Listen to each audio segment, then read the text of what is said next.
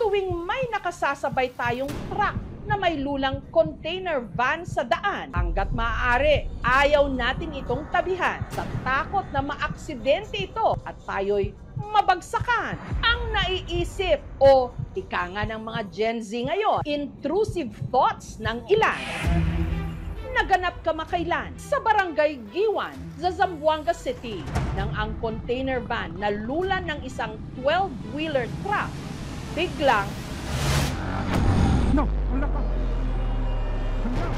tumimbuwang. Malakas talaga po yung pagbagsak niya. Ang pangyayari na i-record ng dashcam ni Marvin habang binabaybay niya ang kahabaan ng highway. Nagulat ako, kaya tumuyo yung balahibo ko. Kasi ako po yung nasa unahan talaga, almost 5 meters lang yata yun ang pagitan ng truck. Tsaka ako, yung motor ko. Ang sasakyang ito, nakakasalubong lang ng truck. Nakaligtas sa tiyak na kapahamakan. Nakailag pa siya.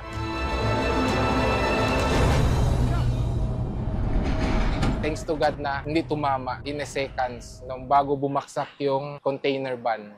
Kung may nabagsakan, sigurado na mamamatay talaga or mayuyupi talaga yung sasakyan. Nasa isip ko yung final destination. No, wala ka. New phobia unlocked!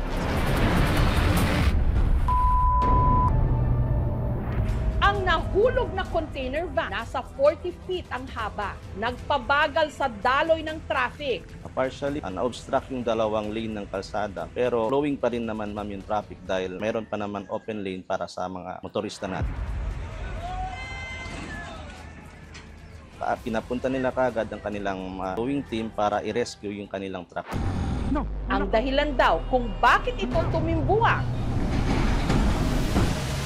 Dahil sa nasagasaan itong kable ng isang telco o telecommunication company. Wala po itong laman kaya magaan lang po itong naitumba ng wire. Ang tinitignan namang dahilan kung bakit ito mabilis na nahulog, hala. mechanical error. Siguro hindi rin mahigpit yung pagkaka-tornilyo. Kung nagkataon, ma'am, na tumama ito sa mga sasakyan ng ibang tao, magiging reckless imprudence resulting to damage to property or physical injury kung may natamaan na tao, ma'am, na injured. No, wala ka. Hala. Wala ako tayong na-file na kaso doon considering na it's a lone accident. Sinubukan ng aming team na kunin ang panig ng kumpanyang nagmamay-ari ng 12-wheeler truck pero tumanggi silang magbigay ng pahayag. No, wala ka. Panawagan naman ng mga otoridad. Yung mga wire na nagkukross sa daan, sana mabigyan ng attention, ma'am, sana nagkukos yan ng iba't ibang aksidente. Katunayan, nitong October 18, isang motorista ang muntikan ng maputulan ng leeg sa parehong kalsada. Yan balabag na kamino, so Matapos din itong sumabit sa nakalawlaw na kable. Si Minos mga partner, no? Ang biktima, isang high school student. Ang aksidente, nasaksihan daw mismo ni Aldwin na kumakain noon sa kalapit na restaurant. While waiting po sa order namin, biglang may natumbang motor and then yung driver po is tumilapon. Nung pagtayo niya, bigla siyang nakahawak sa leeg niya. Nagtataka kami kasi baka maybe nabalian and then nakita ko po talaga na may sunog sa leeg niya. 50 meters away from him, merong nakalaylay na wire galing sa taas ng poste. Possible talaga na yun talaga ang wire sumabit sa leeg niya po. Nakausap ng aming team ang magulang ng biktima. Tumanggi silang humarap sa kamera. Pero ligtas na raw ang kanilang anak. Naghilom na rin daw ang tinamo nitong sugat sa leeg. Ang problema sa mga nakalawlaw na kable sa highway, matagal na raw inirereklamo. Sana naman atupagin nila kasi delikado, especially sa amin nagmumotor lang. Lalo't hindi ito ang unang beses na meron ditong na-aksidente. Nito lang October 10, may isang lineman din ang sumabit ang leeg sa nakalawlaw na kable. Ayon sa ilang nakasaksi, pauwi na raw sana ang biktima sakay ng kanyang motorsiklo nung pumulupot sa kanyang leeg ang kable. Nawalan siya ng kontrol sa manibela, tumilapon sa konkretong kalsada na kanyang ikinamatay. Kwento sa amin ng mga katrabaho niya. Pag may makita yung tatay ko na kable, hinihintuan niya talaga, pinapaputol niya talaga kasi daw baka may maaksidente. Tapos yung nangyari, yung kumiti ng buhay niya, ay yung isang maliit na cable lang ng wire. No, wala ka. Idinulog na rin ang aming programa sa telco company ang mga reklamo.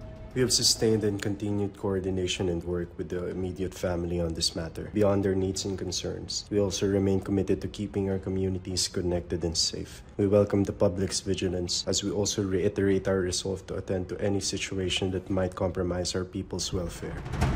Kasi yung mga kable sa daan, sa tagal na nakasabit, bumababa na yung ano nila, nagsiswing na po. Pinaayos ko yung mga cable. Kaso hindi matapos sa isang iglap lang. It will take about 6 months to 1 year para maayos namin lahat. Mag-ingat lang at dapat talaga sa driver, yung observation niya, farsight, at mari, yung nasa condition physical na mentally. Minsan talaga sa kalsada, isang kable lang ang pagitan ng buhay at kamatayan. No, wala ka.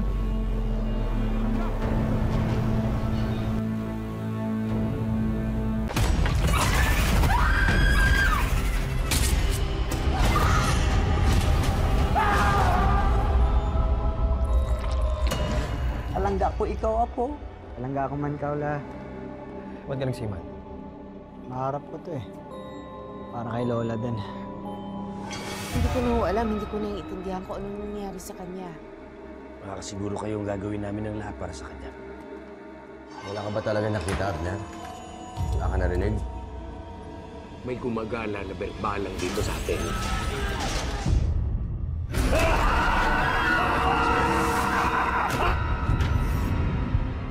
Ang mga nangangambang puso't isip, ginagamit yan ng demonyo para kumapit sa kaluluwa ng tao. Alam mo kung sino yung dapat mong ipagdasal na hindi mo makita?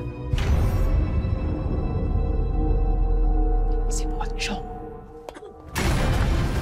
Kumakain ng patay, may mata ng pusa, may pakpak ng pamuti, lumalakas kapag kabilugan ng buwan. Mag-iingat ka sa mga susunod mo sasabihin. You know about the Pochong?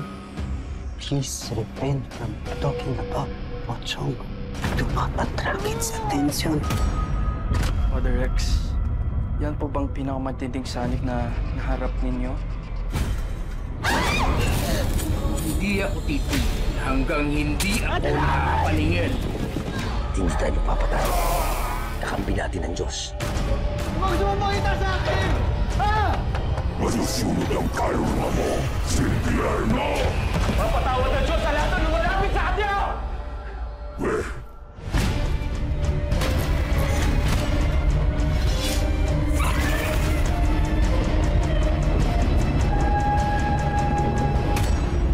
Ito po si Jessica Soho at ito ang Gabi ng Lagim.